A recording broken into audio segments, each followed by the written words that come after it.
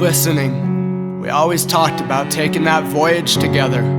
We didn't want to die in our sleep like so many people wish for. Or at least she didn't. She thought it sounded boring, and even though dying scared me, I wanted to be brave enough to engage in the fantasy. We decided we'd go out defending our treehouse against the separatists.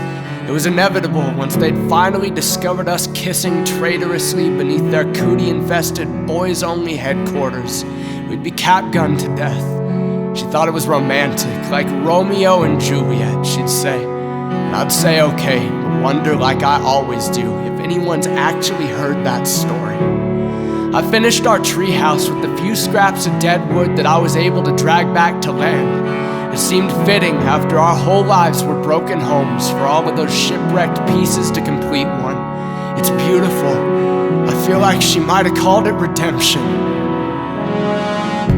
For a split second, as I watched the last of her craft fall beneath the surface of the water, I thought that we are all only stones in the ocean, and maybe it didn't matter that much whether we lived or died, but she was right about taking thoughts captive.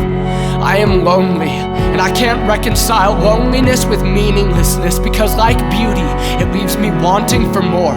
She is still a decision that floats out like debris on ripples that began at her stone's throw. You were a mountain to me. Your earthquake leaves me trembling, and I long beyond your beauty, past your breaking and out into whoever is responsible for your new beginning. Maybe he knows the end.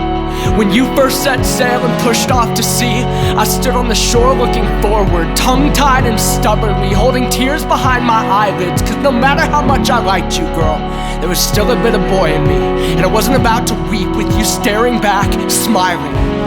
I guess this is goodbye. I knocked on every inch of this wooden treehouse to keep that word away, but goodbye, despite all of my efforts, remains. This is the last of our bottles. If it ever makes its way out to the new world, know that it was unending love that fueled the moon's magnetic pull to pursue you through the death that threatened to conquer it. And it is beautiful. It cannot fail. It cannot fail. It cannot fail! Definitely. Infinitely. Intimately. Your king.